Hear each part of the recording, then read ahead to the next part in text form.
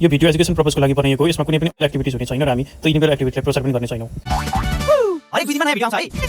नमस्कार साथीहरू, स्वागत छ अर्को भिडियोमा। के तपाईँलाई पनि शालिग्राम हाइड्रो पावरको आइपिओ पर्यो? आज मात्रै यो आइपिओको नतिजा सार्वजनिक भएको छ। यदि तपाईँलाई पर्यो भने तपाईँलाई चिट्ठा परे जस्तै भयो, तपाईँ धेरै लकी हुनुहुँदो रहेछ। आजको यस भिडियोमा तपाईँलाई यो आइपिओ कसरी हेर्ने, पर्यो कि परेन कसरी चेक गर्ने र यो भिडियोको ओपनिङ रेन्ज कति रहेको छ र मुख्य कुरा चाहिँ यो आइपिओबाट कतिको फाइदा हुनेछ भनेर यो भिडियोमा कुरा गर्नेछौँ।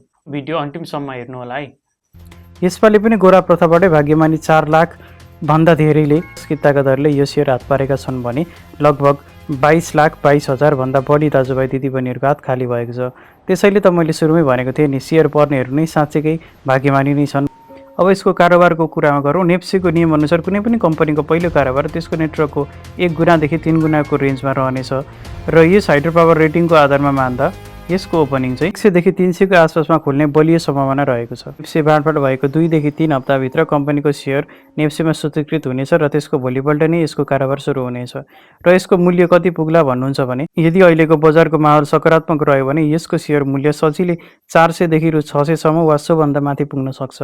त्यसैले बजार खुल्ने बित्तिकै पहिलो दोस्रो दिनमै हतारिएर 10 किता सेयर बेच्न हतार नगर्नुहोला। बजारको ट्रेड हेर्नुहोस्, जब सर्किट लाग्न छोड्छ वा सेयरको भ्यालु घट्न थाल्छ तब मात्र बेच्नु होला। र यो आइपिओ अहिलेसम्म पनि चेक गर्नुभएको छैन भने मैले कमेन्ट बक्समा यसको लिङ्क राखिदिएको छु, त्यहाँ गएर चेक गर्न सक्नुहुनेछ।